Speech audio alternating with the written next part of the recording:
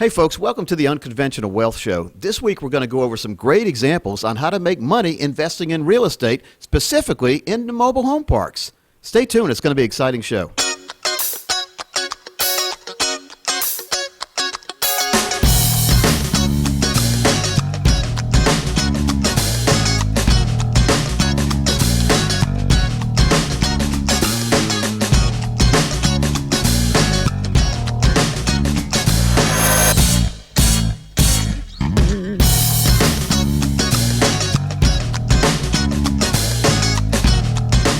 Mike, welcome in. Hey, thanks for having me, Coach Pete. Yeah, now a lot of folks have been writing in, they've been asking about some specific examples. You know, how can you really make money in the real estate world? And I really appreciate you taking some time to put some examples together. These are real life examples, aren't they? Yeah, you know, I often tell people that it's pretty easy to make $100,000 a year net on one mobile home park. If you can get 100 spaces together, you got to do a couple things right, but it's definitely doable. Yeah, but it's easier for you because you've done it. And I think that's important for folks that are watching this to not try to do things themselves if they're not totally sure on what they're doing. And the first step, folks, is to get a copy of Mike's book, Unconventional Wealth. The second step is to attend an upcoming boot camp that he's going to have. We'll talk about that on future shows on how to do step-by-step planning. And the most important thing I think that you've told me in the past is finding the right deal. Yeah, I think that's really important. It's, you know, number one rule in real estate is you make your money at the purchase. Everyone talks about location, which is obviously important, but you really got to know the market. You got to find an undervalued deal, and you got to understand what you're trying to get into, because it's not as easy as people say it is. Yeah. But there's certainly steps that you can take to get it done. Well, it's good it's not as easy, because if it was easy, everyone would be doing it, and then no one would make any money. Right? Exactly. So let's go through this example. I mean, it is possible to make $100,000 on a park. Correct. And that's a lot of money for a lot of folks out there watching. I mean, and then you build on that, right? Absolutely. It's a great business model for people if they want to get into their own business. And I think, you know, I would always caution people to say, you know, there's no absentee landlord. There's no that type of business anymore. You have to work the business to get it done. So it's not, you know, just an automatic 100,000 that's going to happen. But you need to be there, you need to work it, you need to understand the fundamentals. So when you say need to work it, you need to be at the park every day, or have somebody on staff to like ride by, or just be there to handle problems or whatever? Yeah, usually they have a part-time manager that lives there. Okay. You show up maybe once a week for a few hours. Could you give the part-time manager a better deal on the lot or something? Or is that how you do it? Absolutely. You typically give them free lot rent and give them a little spiff on top of that to help you out. Yeah. Okay. And so let's go through this example. To make $100,000, how many lots would you need? Would they all need to be fully occupied, or could you have some vacancies and that kind of thing? Yeah, typically you want to buy a park with vacancies so you have upside to fill them. Right. I typically shoot for, if you're going to want to make $100,000, it's a minimum of 75 lots, typically 100. I've done it with less because I bought, we'll talk about an example in a second, that I bought a park in North Carolina for a lot less. But typically the 75 to 100 space. Okay, 75 to 100 space. And there are a lot of them out there, aren't there? There are. It's amazing. There's 50,000 mobile home parks, and there's 15,000 that have 100 spaces or more. So there's a lot of 50 to 100 space mobile home parks. So how does one go about finding? Is there a way to find them? I mean, they're hidden. I've ridden by some in the past and didn't even know they were there. It's pretty funny. You see a little sign. Exactly. But the people who need them know they're there, don't they? Correct. Yeah. Yeah. If you're looking from an investment standpoint, obviously brokers are the number one way to do it. There's every big brokerage firm has a mobile home park niche there, so you want to do that, number one. And number two, you have like mobilehomeparkstore.com, and some of those things, loopnet.com, a couple things that you can look at. Now, I remember there was the courthouse auction of houses. Remember they came up, and it was a great market for a while when no one knew about it. But then everyone started to know about it. They drove the prices up, and then it wasn't profitable to buy because you were way in a hole. You were overpaying. Have you seen that at all in the mobile home space at all? It's definitely coming. You know, I just sold a park in Jacksonville, Florida that I owned for a year, paid $2.6 million for it, which I thought was a little bit much at the time. And Florida's gotten hot again, just like it did in 06, 07, this time on the commercial side. And we sold that for $2 million more than we paid for it. Wow, that's pretty good. It was a nice deal, actually. That's pretty good. You know, no hurricanes have come through before at that time I was either, very happy about that, as a matter of So fact. you got out pretty good. Well, so that's another way. So you're making money on a monthly basis. Correct. But you also want, at the same time, you want some appreciation so that you can have an exit strategy, because I mean that's the object of the game, isn't it? To Absolutely. buy something cheap and sell it for more. Absolutely. And it goes back to that, you make your money at the purchase. So you have to buy it right. You have to understand what your rehab plan is going to be. You know, typically we're going to go in and pave the roads, put in a playground, kick all the bad guys out, and then rehab some of the existing homes and bring in some new homes. So how long does it take when you buy, let's say you buy a place that's in average shape, Yep. okay, and has the bad guys. Yeah. Let's say it has 20% bad guys. Yeah. And how do you get rid of them, and how do you go about fixing that park up and making it more profitable and more aesthetically pleasing for the new folks coming in? Yeah, that's a great question. It's we typically use a game plan that's anywhere from 6 to 12 months. Okay. It's going to take us. We put a lot of pressure on the bad guys right away, file evictions on them, go to the door. I have a regional manager who's very good at that, who's been through it a long time. Right. You want to get a strong manager. If it's going to be a rougher park, your manager on site has to be very strong, very experienced. We typically find managers that have been with some of the bigger companies, and they like to be with ours as, you know, more of a mid-sized firm, and we overpay them, give them incentives and stuff like that. Now, are these just the spaces that you own, so people bring their own trailers in or homes in, or do you own the homes as well? My feeling, the best way to profit in the business is to own the dirt. Okay. Let the residents own the units. They're responsible for their own maintenance and things like that. There's other people in the industry that look at it a different way and treat it as a horizontal apartment complex. You know, I'd rather just buy a bricks There's a and lot mortar. more upkeep on that, because you're Absolutely. responsible for anything that goes wrong in the trailer itself if you own it, right? Correct. Yeah, it makes a lot more sense just to have the dirt. Not much is Absolutely. going wrong with the dirt. Yeah. I'm responsible for the grass, the roads, the pipes, Right. and they're responsible for maintenance on their own units. Yeah, well, that makes a lot of sense. Absolutely. So, all right, so someone doesn't pay their bill, all right, one of the bad guys. Yep. How long does it take to get rid of them? Because basically you have to evict them, you have to have a trailer, or you have to have a tow truck come and pull the trailer out, right? Theoretically, that's the way it works, but in practicality, it usually doesn't work that way.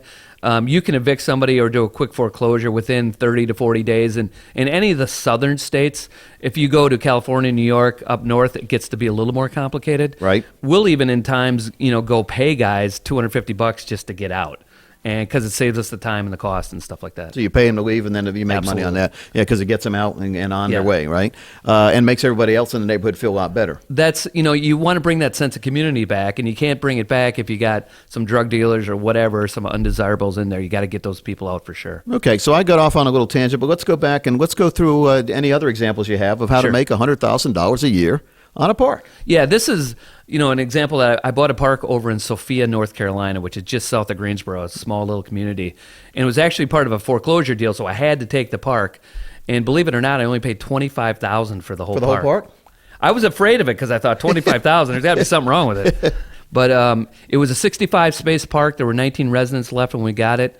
We built it up to 32 residents at the park. It cash flowed just about $100,000 a year, and then I just sold it this year for $550,000. So Pretty good investment. it was a good investment. Worked So out when well. you look at it, I think the thing is, it's developing it, getting it to a point where it's doing better than it was when you bought it. Correct. Making cash flow, but then it appreciates in value. Absolutely. Yep. And the deals are hard to find. You really got to look for the deals. Right. Especially now, as we just talked about. The market's definitely getting more frothy, so you got to be careful right now. Yep. Especially beginners, I tell them, it's a great business, but we're near the top of the cycle. So if it's a beginner out there listening, and let's say they have $25,000 in investment capital, and folks, by the way, it shouldn't be your last $25,000. We've talked about that before the show. Exactly. You need to have a plan, a good financial plan together with income plans and liquid money before you start doing any kind of investing. Absolutely. And I've seen way too many people get into trouble thinking they were going to strike it rich, taking money they never should take and putting it in places they shouldn't put it. Absolutely. And if you're going to invest in any type of, illiquid real estate project, Yep. it definitely needs to be not your last $25,000, and you need to have all your other bases covered first. Do you have any goal before you go into a property about when the exit strategy is going to be, or do you have a target date that you'd like to get rid of it, or for a profit? Obviously, is there a frame, a time frame that people should be paying attention to? I think it's typically a 2 to 3 year deal. It's definitely not a quick flip like a house or anything like that. A lot of them that we buy now we keep, and we're going to keep forever, because the one thing about mobile home parks, there hasn't really been a new one built in this country in the last 20 years. So the supply is shrinking because they tend to take them apart if they want to build a mall or something like that. Yep. So there's less parks than there were 20 years ago. Well, let's say someone's sitting on some raw land right now. Yeah. Right? I mean, they could develop a mobile home park a lot easier than they could develop a neighborhood, couldn't they? Like a residential neighborhood. If you can get the zoning for it and the approval, it's, the numbers aren't as great as an existing park, but there's a lot of big guys in the industry that are looking at that model right now. So. Now, as far as somebody, let's say they have that $25,000 capital, right? But they need to multiply that money. They need to borrow money. Correct. Are banks willing to loan for the real estate, specifically mobile home parks? For a new person getting in the business, probably not. Right. The one great thing about the mobile home park space is there's a lot of seller financing. And there's just a lot of mom and pops out there that had this asset for 30 years. Their kids don't want it for whatever reason, and they don't want to take the tax hit on selling it, so they'll finance it to you for usually a period of 5 or 10 years. So somebody new, though, starting out small makes sense, though, because they're getting their feet wet and they're learning, right? But let's talk about, and obviously, the bigger the park, the more money you can make. Correct. You can make more than $100,000 with the bigger parks. Do you have an example for that? Yeah, if I get a park that's anywhere over 150 spaces, for sure I'm going to make $100,000 just because of the dynamics. Right. I look more at that stage if I can make 20% cash on cash after 12 months. After we do the rehab plan, we get the new houses in, we get it all cleaned up.